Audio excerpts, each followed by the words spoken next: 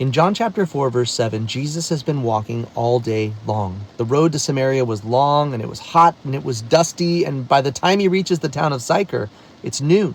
It's the hottest part of the day. And so he's tired. He's worn out. His feet are dusty, and I'm sure that all he wanted to do was sit down and rest for a moment. And so as the disciples went into town to get some food, that's exactly what he did. He sits down beside Jacob's well, and for a few brief moments, he's blissfully, peacefully alone. But then this woman comes, a woman of Samaria, to draw water, and she's bringing her jar with her. But notice when she comes. The woman comes at noon. She comes at the hottest part of the day, and she comes alone. Well, why? Well, the truth is this woman's been coming every day at this time to avoid the stares and the whispers and maybe even the cutting remarks of the other women of the town. See, she knows what they think of her. She's lived through broken marriages, broken promises, and broken hearts. And now she's living with a man that won't even give her the dignity of giving her his name. Think about what she must be feeling going into this moment.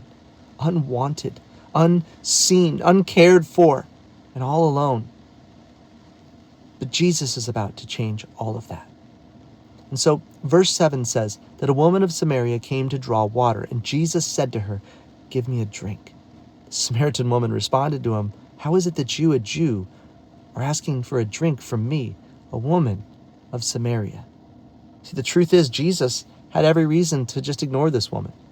For one thing, he was hot and tired and dusty and thirsty, and he had no obligation to speak to strangers. For another, he was a respected rabbi, and she was a Samaritan and a woman and a social outcast. But Jesus doesn't see as the world sees. Jesus sees right through that to the heart. And when he looks at this woman, all he sees is the one that he formed in her mother's womb. He sees one whose name was written in the Lamb's book of life from before the foundations of the world. And so he doesn't stay silent. He speaks. He says, "Give me a drink." Just ordinary, average, everyday words. He begins where she is. The woman's caught off guard. Why is this man speaking to me? Doesn't he know who I am? Why would he want to speak to me? I'm sure she's suspicious. Why are you speaking to me? What do you want from me? But as Jesus leads her further into the conversation, he's going to point her to the path to redemption. And that redemption is going to be through himself.